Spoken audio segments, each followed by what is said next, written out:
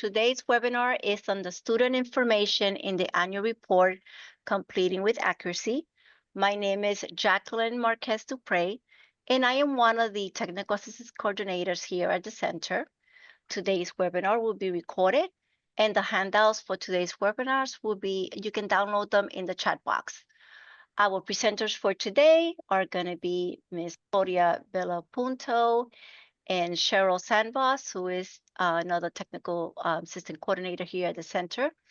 If by any chance you're having any technical difficulties, feel free to let us know in the chat box.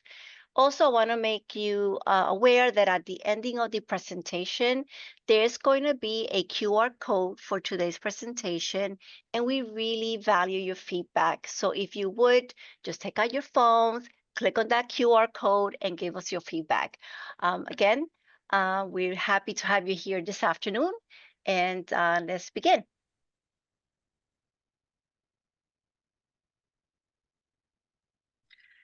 Good afternoon.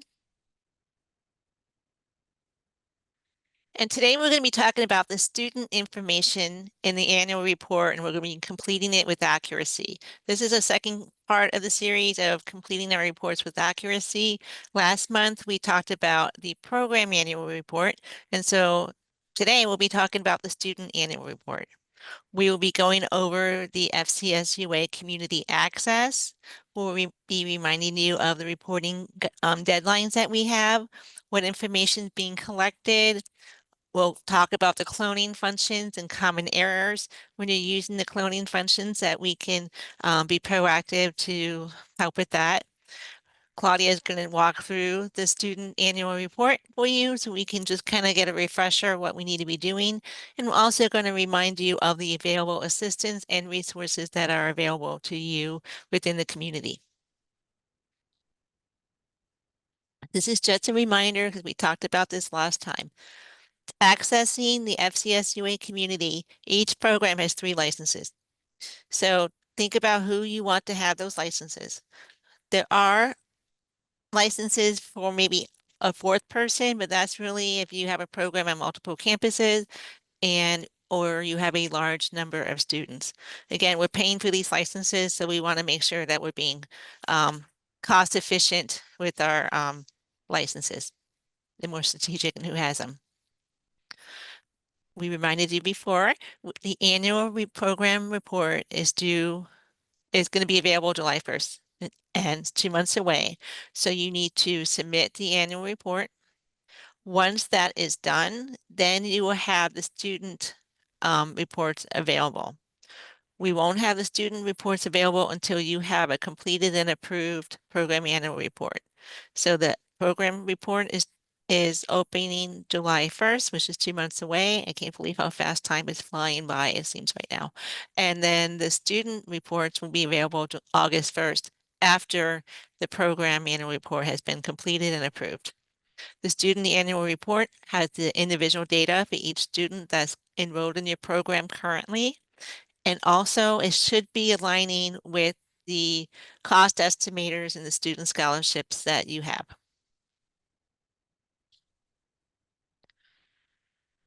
So again, all currently approved FPCTP programs who've had students this past year will be submitting an annual report with student information.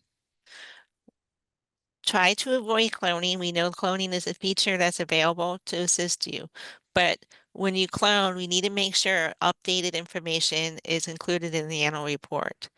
For section 1, question 14, we need to make sure that we're identifying the expected time the student has to complete the program.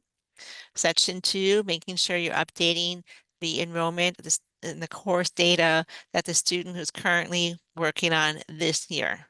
It might, when you clone it, it's going to show last year's data. And then remember for section 2 to only report credentials earned this past year, which is really this current year. When we talk about the past year, it's going to be the 24-25 school year. And then for number 13, there's going to be a section in there, and Claudia is going to show you. But we're going to be asking that you actually write down and identify the courses that the student has been participating in and then their grades this year. That helps us kind of get a better picture of what the student was doing this year and kind of just seeing the course progressions of the student. We had a couple programs do that last year, and it was really helpful to see the progression of the students and also the courses. So again, you might want to start looking at working on this, having in mind what you're working on towards the end of the academic year. And then once the student annual reports are done, completed and approved, then you'll be able to start working on your follow-up reports and submitting your follow-up reports for the students who've actually completed. So how did we do last year? Last year, we had 20 programs that submitted student reports. Of those 20, 75% submitted them late. 30% submitted were correct the first time, and 15% were correct the first time and on time. So this is an area that we could use improvement on, and that's why we're here to help you improve upon the data that's submitted and the reporting that we do. So this year we will have 25 programs. So again, you guys know we're increasing the numbers of programs. So we have some programs that had students for the first time this year. That's Emerald Coast Technical College, Florida State College at Jacksonville, Manatee Technical College, Miami-Dade College, and University of North Florida.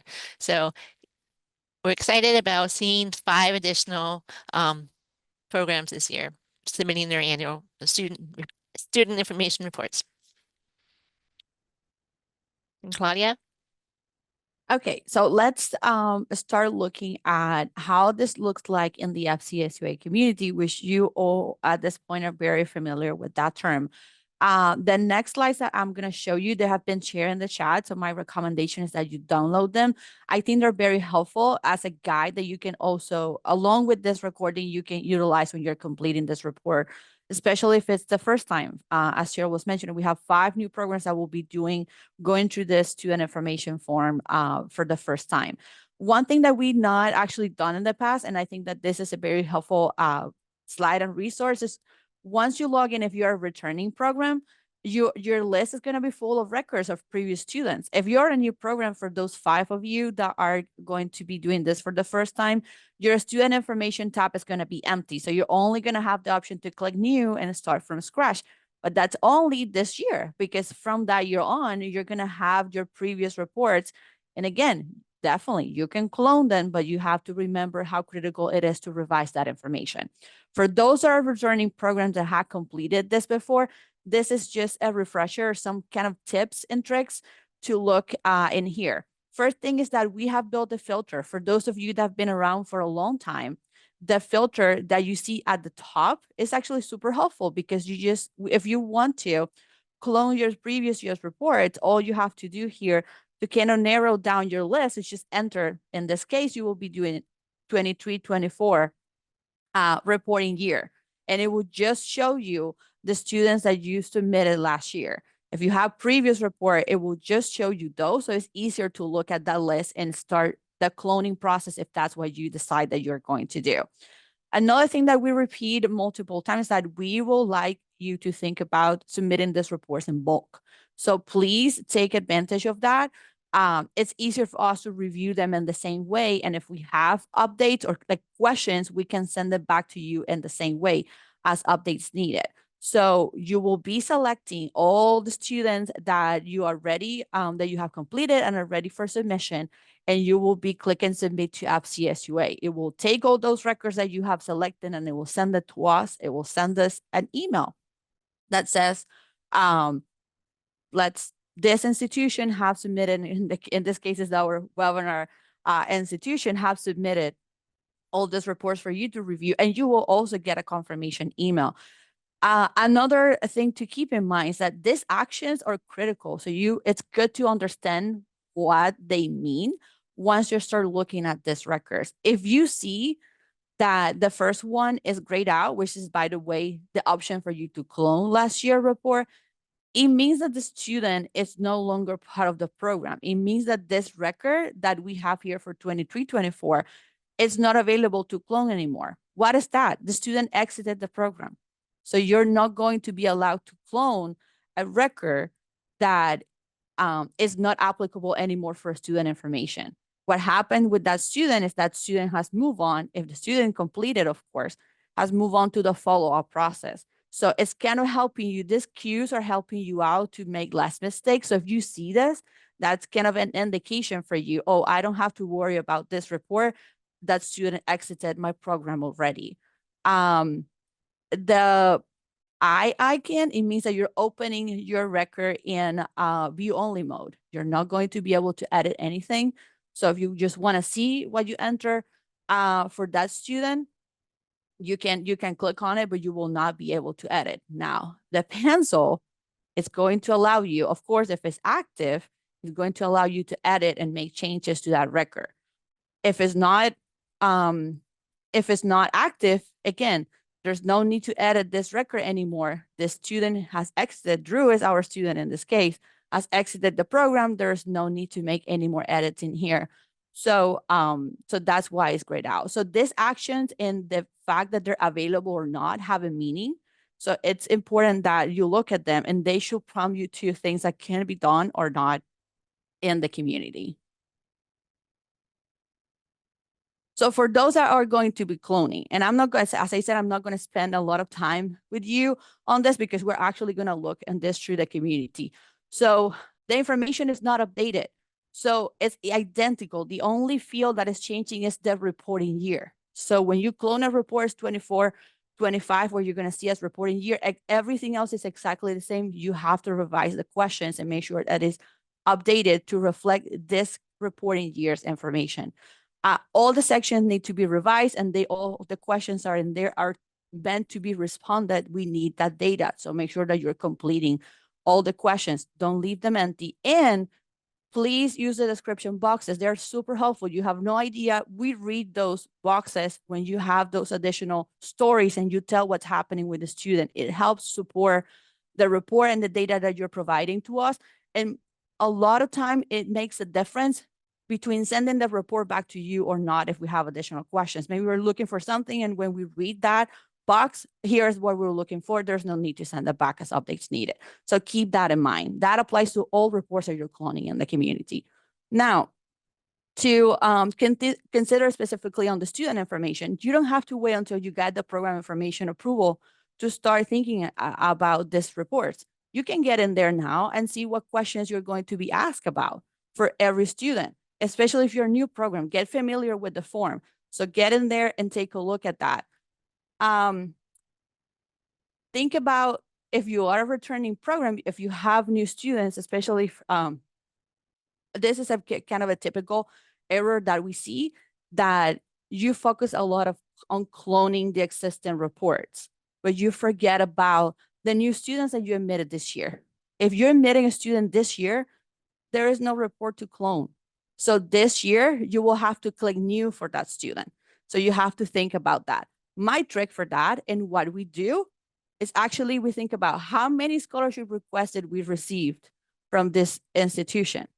So if I receive 20 from Robert Morgan, let's say, I'm expecting at least 20 student information reports. You could think about that as kind of a mechanism to know, am I doing all that I'm supposed to be doing? Am I submitting all the reports that I'm supposed to be submitting?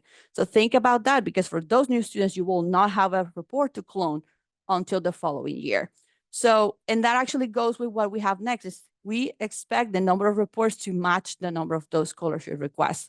And then the other thing is that if you get reports back as updates needed, please make sure that you complete them and address any comments or questions from the technical assistant coordinators in a timely manner. So we can, if we have to schedule a call with you, we can do that. So we have time to address all those questions and those concerns that can come up through that revision process. So every student information report, it's includes 3 sections. Section 1, Section 2, you're going to see them every year.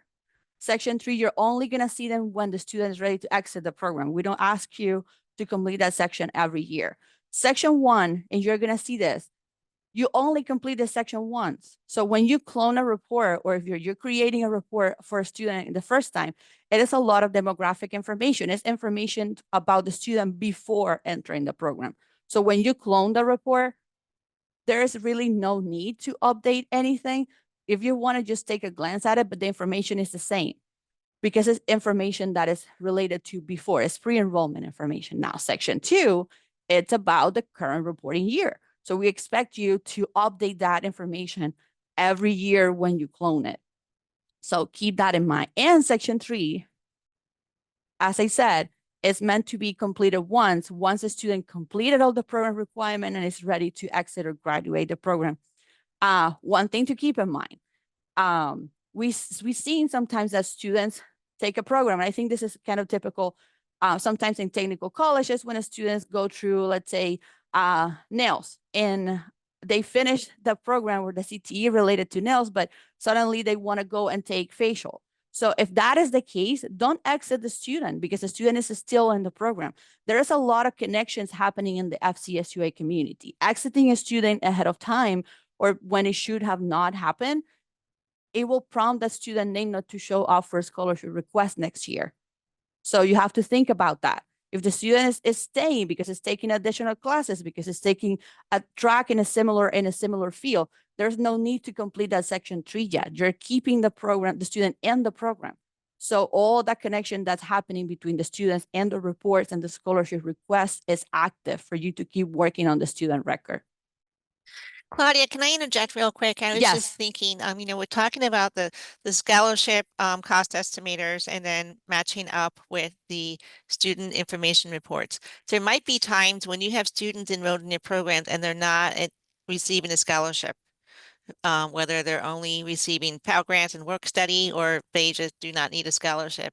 So you may have additional students pulling in for student information reports. Just keep that in mind too.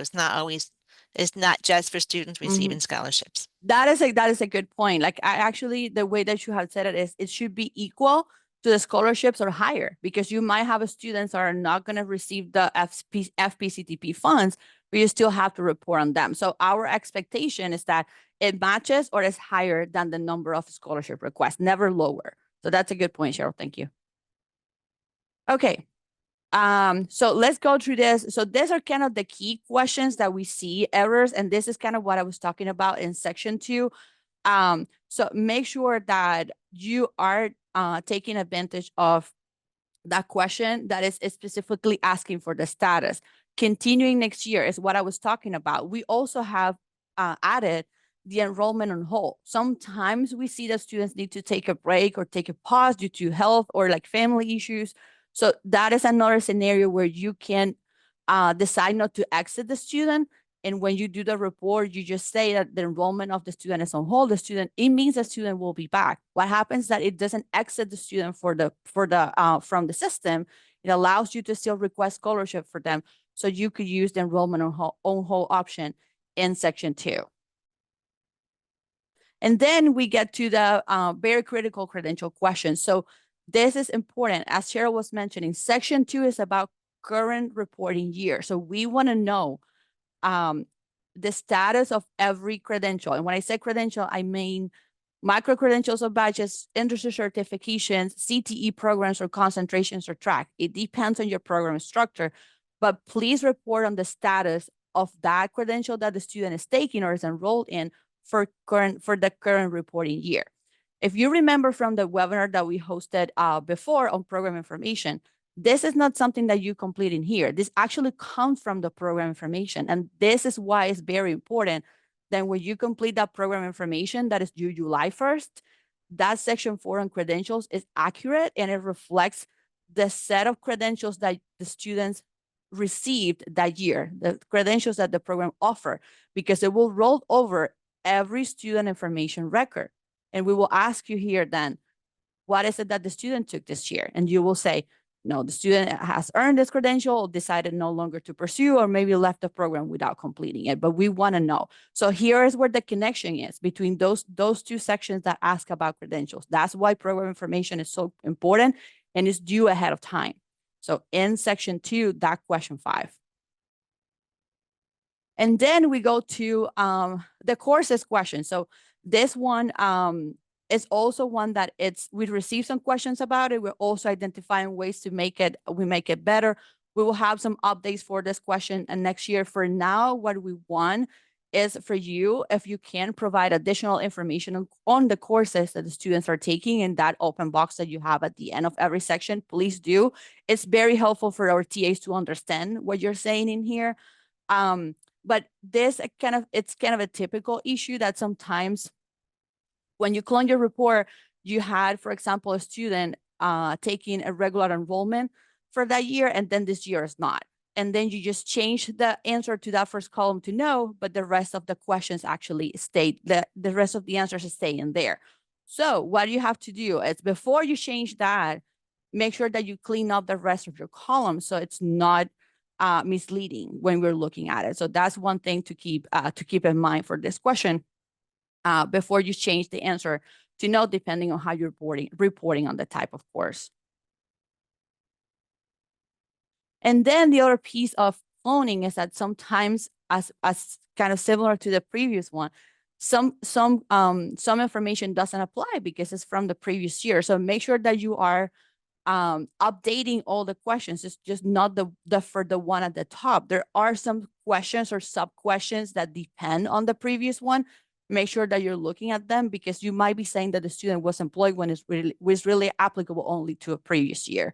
So keep that in mind. Keep the report clean. That's what we said. Looking at section 2 and updating it with the current information for the current reporting year is so important. Claudia, can I jump in briefly? Yes. So, just to give you kind of a window into how we as a TA team review your reports, we pull up, like if you have a student that's in year 2, we're going to pull up the report from year 1 and we compare them to one another. We want to see, like Claudia was saying, that if the student earned a credential in the first year, you shouldn't be reporting on ServSafe food handler, for example, if they earned it in year 1 and didn't earn it in year 2. So you wouldn't report it for year 2. But it's the same when we do your quarterly reports. If it's quarter 3, like the ones that were due a couple weeks ago, we pull up quarter 2, and probably a lot of you know this because you'll see responses from us, to that effect. But that just gives you an idea, and Claudia's talking about cloning and these things. We're looking at the previous report. So we're doing that comparison to make sure that everything.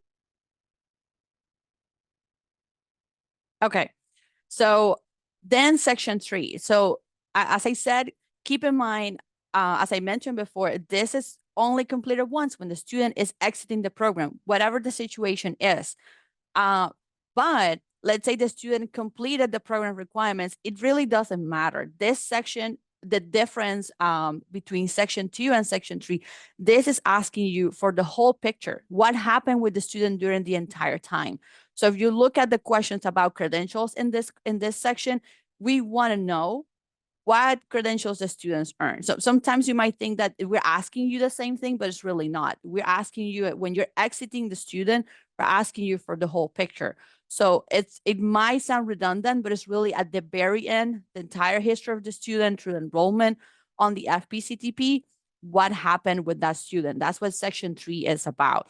So what's typical here in section 3, question 2. So it's why the student exited the program. Answering this question with accuracy is critical. If you said that the student completed the program requirements, this is a drop-down that you're going to see in a few seconds. It means that that name is going to roll over your follow-up reports because that's what the legislation says, that we have to follow up on students for 5 years. If you're saying that student completed, that student name is going to roll over, is going to be available for you to complete a follow-up report starting the year after you complete the student information and for 5 years more. Now, if you say that did not completed the program requirements, then there's no need to do follow-up. That student name will not show up in the follow-up section. But that is the difference. So you have to keep that in mind. And that kind of connects back to what we were saying about a student that are kind of like following different, like taking different classes that are kind of in similar field. Keep that in mind. Don't exit them. because what happens is that then they're moved over the follow-up report and they're not available to request scholarships anymore for them. So think about that, keeping them open if you know they're coming back or they're taking a similar track or additional certifications. You need to make sure that you don't exit them in section 3 until it's the correct time to do so. And then going back to those credentials, for those of you that offer concentrations or tracks or have CTE programs, you have to, as I said, give us the whole picture.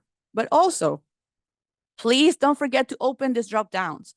Most of you offer certifications or micro-credentials or badges within those concentrations, and you forget to report on them if the students took anything or earned any of them. So please make sure that you navigate through the whole questions and you click on everything that you see so you can report and don't miss anything. What happens with that? It just avoids the technical assistant coordinator sending the report back to you. So think about that. If you have those kind of records in their certifications and micro-credentials, make sure that you're telling us when it's time to exit the student, if the student earned that certification or not. Okay, I kind of want to remind everyone about some of the common errors to avoid when you're cloning your reports, even just completing your reports. Please don't be vague on the courses taken. A lot of times last year was my first year looking at it. It was really hard to ascertain what courses the students were enrolled in. So this year we want you in that little comment section is just be specific. What courses did that student enroll in? And then what were the grades, just so we can see the progression of the courses that the students are taking. There was a lot of inconsistency. Some people said, they were working on credits, but then they reported in clock hours. So, and I know there are some programs that have both. So just be specific on what you're looking at and how you're reporting it. And then the credentials earned, again, did not match up with the program information annual report or the application. So all of a sudden, sometimes someone would write in a credential like, well, where did that come from? They forgot to add it to the program annual report, which will help with the student annual report. So make sure you're looking at that and being consistent across. And then the next one is updating your information on the reports. A lot of times we're just in a hurry, quick, let's clone, everything's in there, but take a look at what's in there, making sure it's accurate for this current year. We had people saying that students earned SAP, but then they weren't passing the courses. So that was like kind of a flag for us, like, hey, what's going on here? And so, but again, if you can identify the courses the students were taking, we can kind of have a better understanding. So we're not always sending everything back for updates needed. We had some students not attending more than half-time basis. So make sure when you're reporting everything, and that could just have been, we forgot to add this, course in or whatever. It looks like the student's only taking one class, and that we know that's not at least half-time on our post-secondary campuses. And then we also have some students taking online courses without any support. So remember, this is not in line with legislative requirements. And so when we're starting to look at these reports and they're coming in, we need to take a look at that a little bit more closely. So make sure when you're submitting your reports, everything's consistent, everything's filled out, and it reflects the current year. Okay, so let's go through the community now. So I know that kind of follow along or practice with me. This one is a little bit different from the program information because you're technically not allowed to create. So the system will not allow you to create a student information reports until your program informations are approved. But you can still, if you have existing reports from last year and you want to do kind of a refresher, you can just go in and open a 23-24 student report. If you're new program, if you have no previous records, you can still click new, and you're still gonna see the form.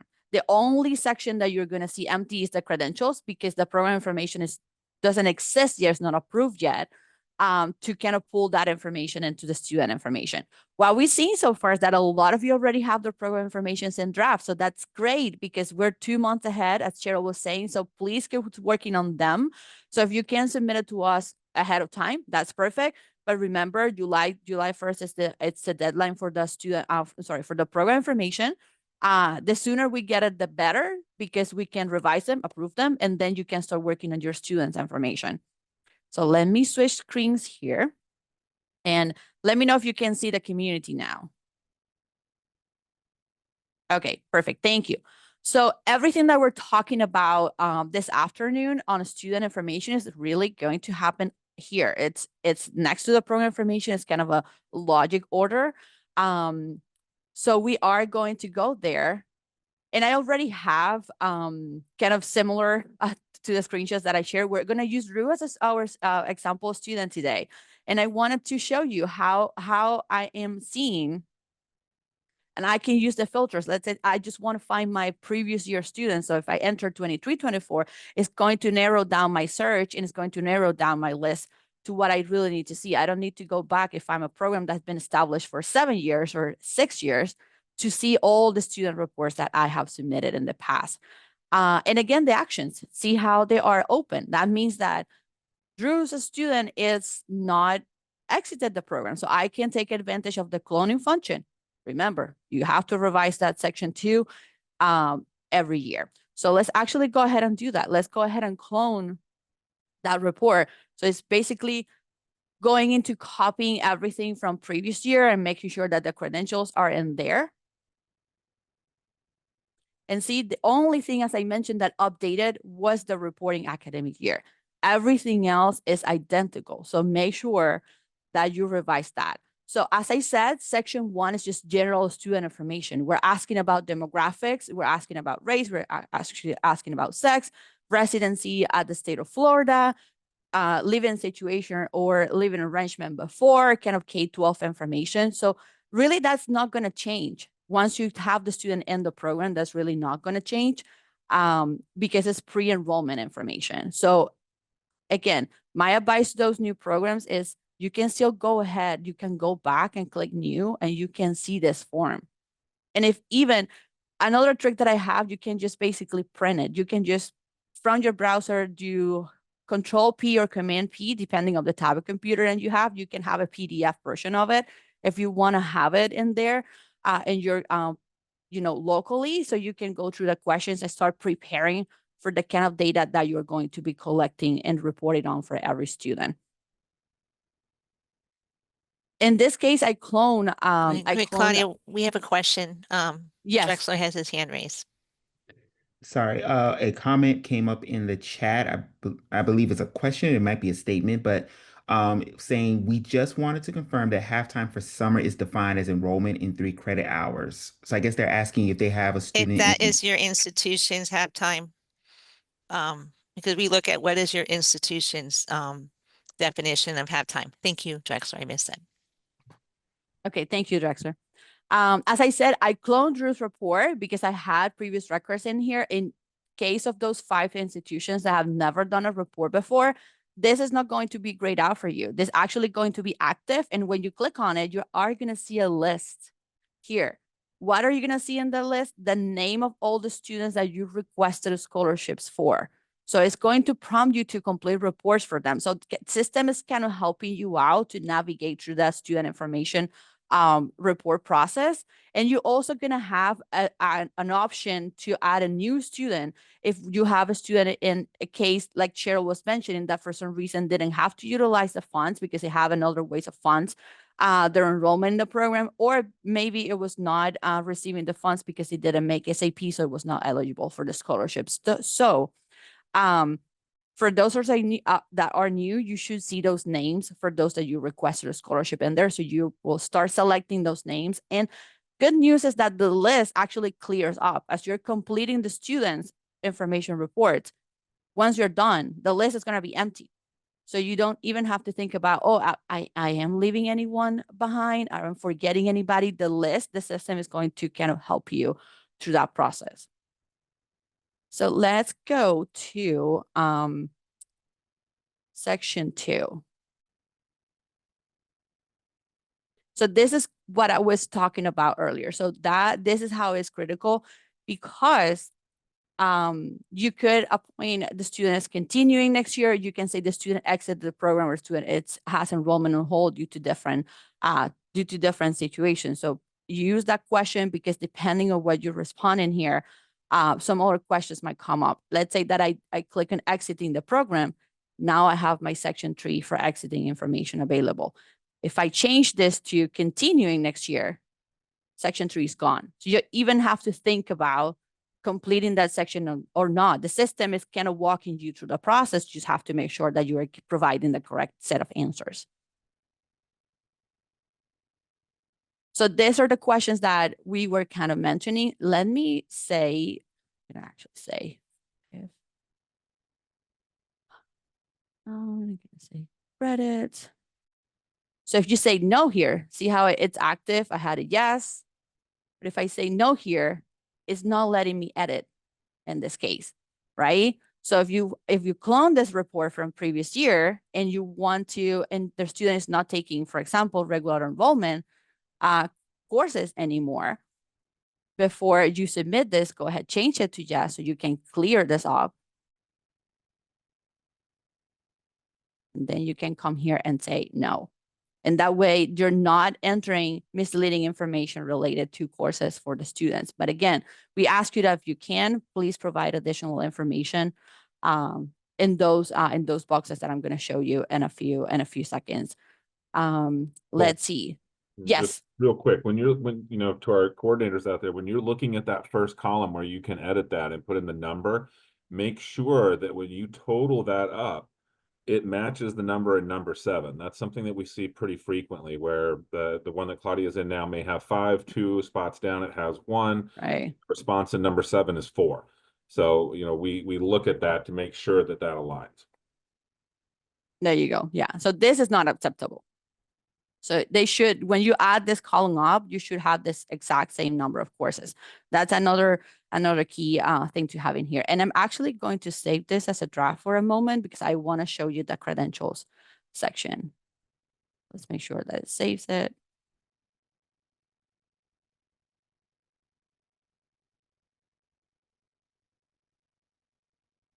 Okay, so I have a 24, 25.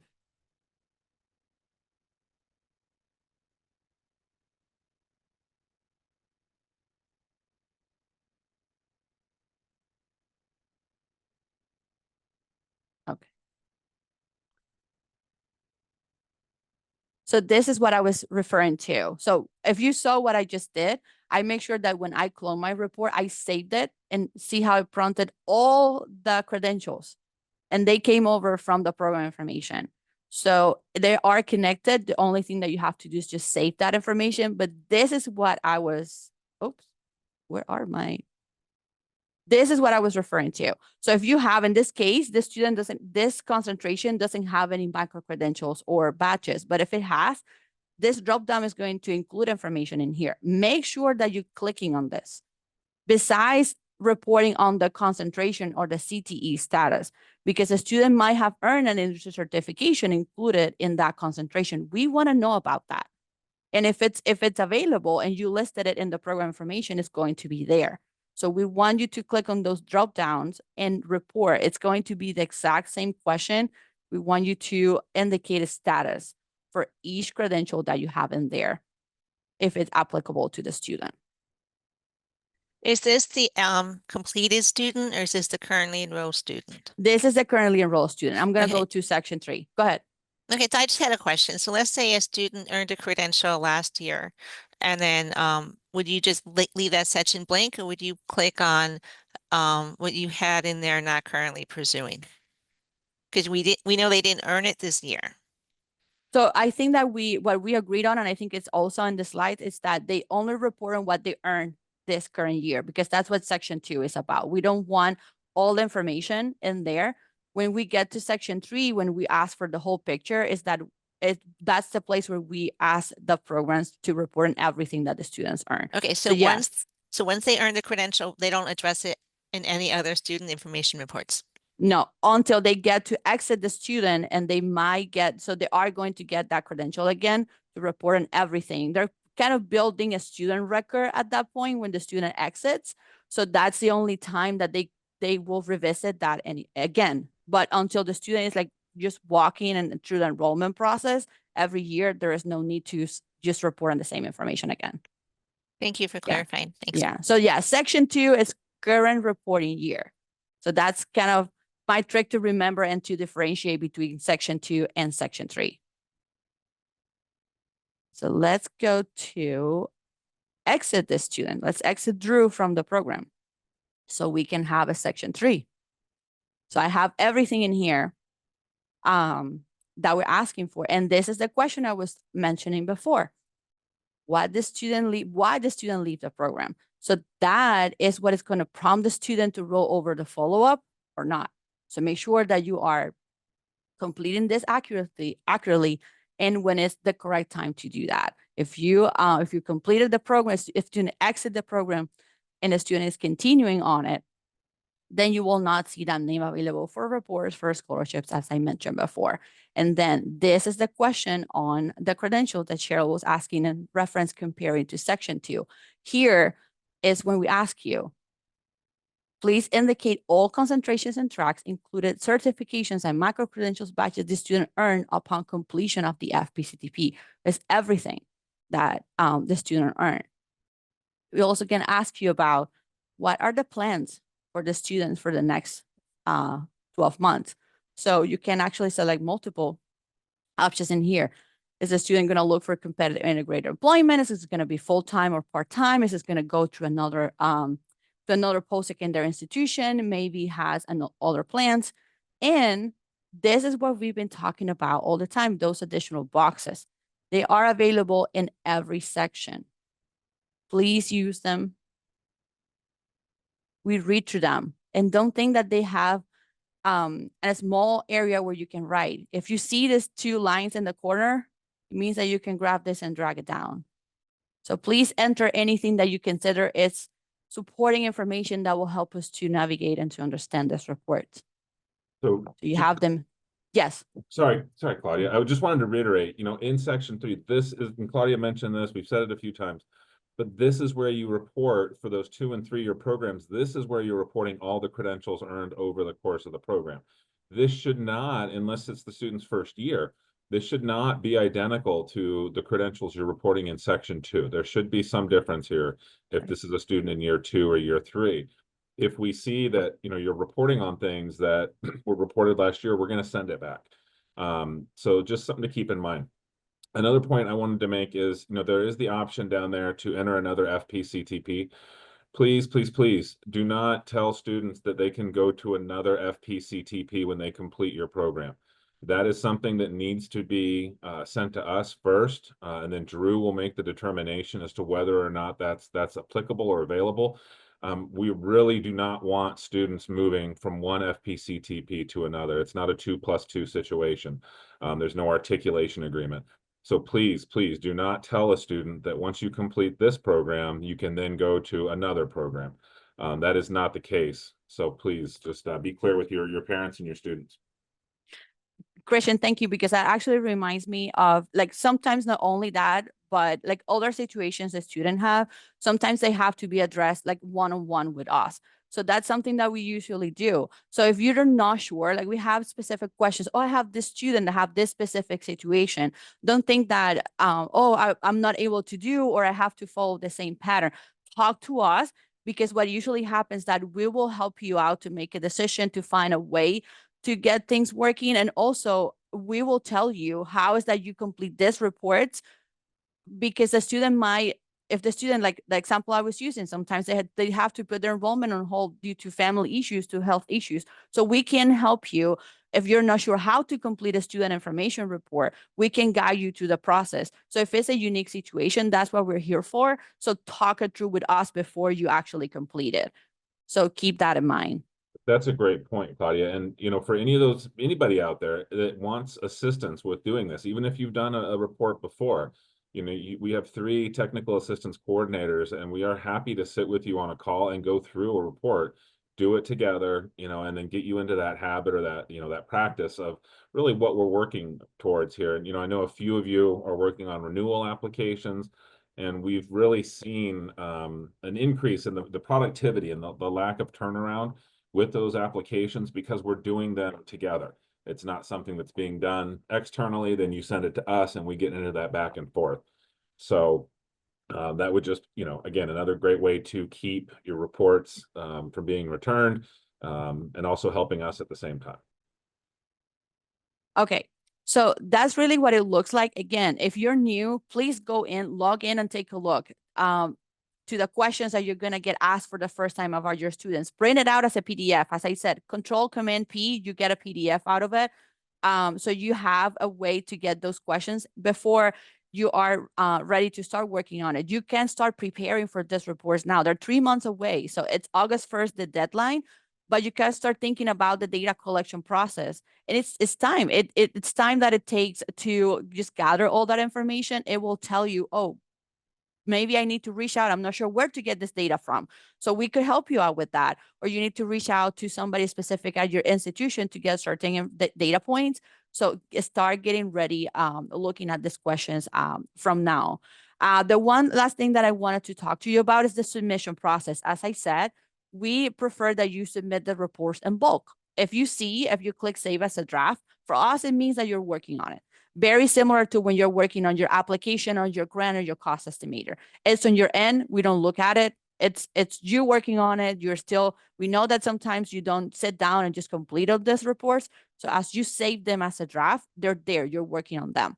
Once they're ready for submission, let's say that I'm ready to submit Drew as a student report, I just click ready for submission. What's going to happen is that if I click in here, the status is going to change. If I try selecting a report that is not marked as ready for submission, and I click submit to FCSUA, you're going to get an error because you're trying to submit a report that's in a draft. A draft, as I said, for us and for the system, it means that it's not ready. It means that it's not completed. There are missing questions in there. So make sure that you have all the students in ready for submission status. That is another trick to keep in mind. So when you select all the ones that you want to submit, and actually I probably can do this. See, it's only academic year records should be selected together for submission. So even first, I'm trying to submit something that is all, and second is save as a draft. It's not going to let you do that. So all the reports have to be in ready for submission status. And again, And can I interject also here? yes. Some of you have asked that we review, like we're reviewing the applications or we're reviewing your reports.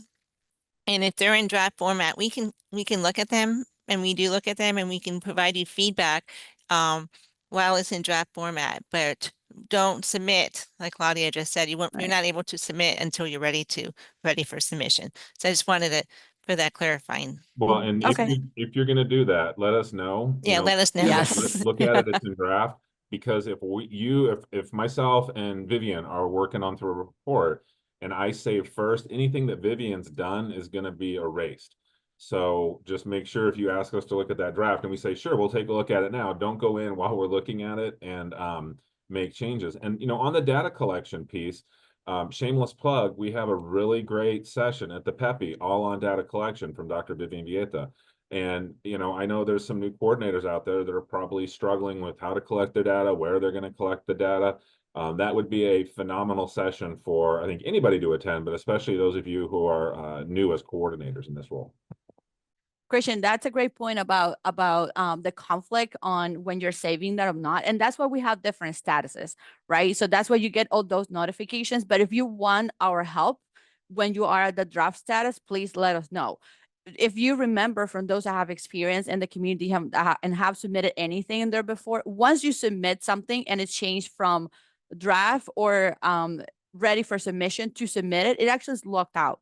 It means that it's in our end now. So you're not able to edit it anymore. So we don't have that conflict of data or that conflict of information. But if you are wanting us to look at something that is in draft, let us know and we can coordinate. So the latest version of the information is the one that it remains in there. Yeah, go ahead. So sorry, Claudia. One other thing, with all these reports, our expectation is that it's the coordinator/director who is completing this. This should not be somebody who is maybe a graduate assistant or a mentor, peer mentor, something like that. We don't want those people completing the reports. This really is the duty of the director/coordinator, or maybe in some cases an assistant coordinator or assistant director, whatever you've titled that at your institution.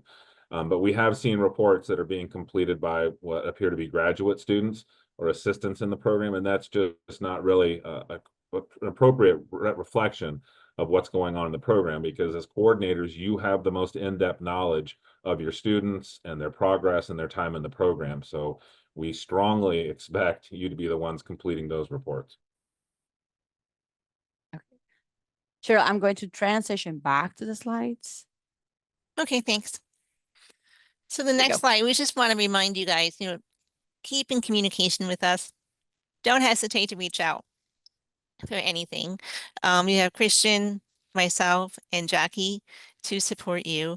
So if you have any changes in your leadership at your institution or in personnel, if you have student concerns, like, hey, this is happening, what's going on, just reach out to us and give us a call. If you need to update any community contacts as well, we do have an FCSUA support at ucf.edu is our email address if you have any technical concerns, especially with the FCSUA community. If you have questions about the data reporting, anything, you just want to just have additional support from us, reach out to us. I mean, this is what we're here for. We live for you guys. Okay, so let's talk about a few resources that you have available, and I'm actually going to bring this over. So first thing that I want to show you briefly, and I'm going to go through the FCSUA website, is we have an entire section dedicated to reports. I don't know if you noticed that, but when we launched the new website we created, because of how critical the data collection process is, there is an entire section dedicated to reports. So, and it starts with that reporting schedule. If you don't know even that you're going to get all those reminders for the community, you have a calendar that when you open it, it pops up in the current month and it tells you what is that you have to complete, and it's color coded. So look at that, start there, because that is going to tell you exactly what I should be working on related to the program. But it doesn't stop there. You also have pages specifically on every type of report, reports that are specific to having an approved FPCTP. And it actually includes the recordings that we have done in the past, which we are going to update with the ones that we've been doing with these webinars. We have how to do the program information, the student, and the student information, and the follow-up. So this links directly to the YouTube channel, to the center's YouTube channel, so you can kind of like a kitchen recipe, you can look at it, pause it, and complete the reports as well. It's us just talking about it. And it has some critical information in there. It has information about the grants reports that you have to complete and the scholarship related reports. So there is a very detailed section on FPCTP reports. So my invitation is to look at it, especially that reporting schedule, that it's kind of like categorized by the type of reports and the topics that you have to complete. The next piece is actually something that we've been working on for a long time, and it is the Help Center. So when you log in into the FCSUA community, this blue link now is available. So I will say, take a look at it. This is another way that you can learn how to. So it's basically a Q&A site when you basically type in keywords, and it asks, and it gives you articles on how to complete the reports. But not only that, it actually goes back to the strategic planning process.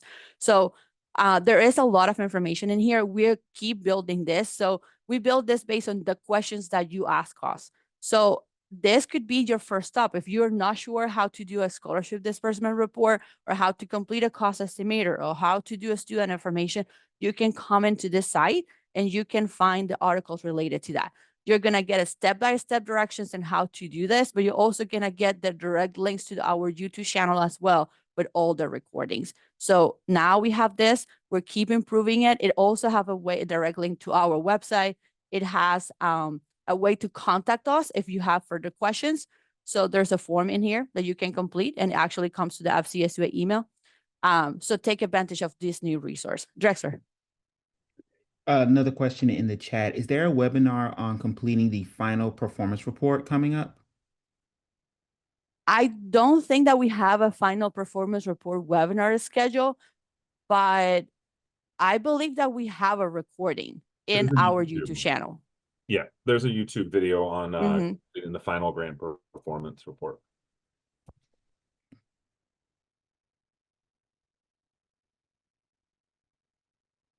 Here it is. We have an article about it. So if you want to start there, and if you have further questions, and it's probably going to take you, it actually has a step by step, but we can add here the recording because as I think so. I think that 99% sure that we have a recording on our YouTube channel about performance report, either annual or final. Okay. And then the last piece of resource I will say, and I want to move on, is Slack. You ask us for this, so I just keep reminding people that this resource is available. This is your site to talk to each other. A question that you might have, some of your peers might have the answer. If you are not in Slack, you're a new coordinator, you just joined the program, let us know and we could quickly invite you to it. There are different channels, as you can see. We have channels for technical colleges, state colleges, and universities, and you can take advantage of that. This is a place for you to talk. The only FCSUA staff in here, it's my team, the technical team, to answer any technical questions related to the platform. This is for you. We don't look at it. Don't feel like we're reading your communication. Christian is not here. Drew is not here. Maria is not. Cheryl is not. So it's just for you to talk to each other. So you have a comfortable platform where you can ask questions and share resources. So if you're not in Slack and you want to be part of it, just let us know and we will include you in it. Yes, Drexler. Another question, are submitted annual program reports being approved now?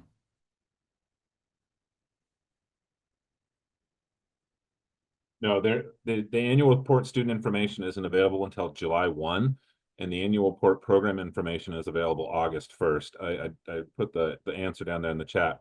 Currently, we're working through Q3 reports, as those were due back on April 15th.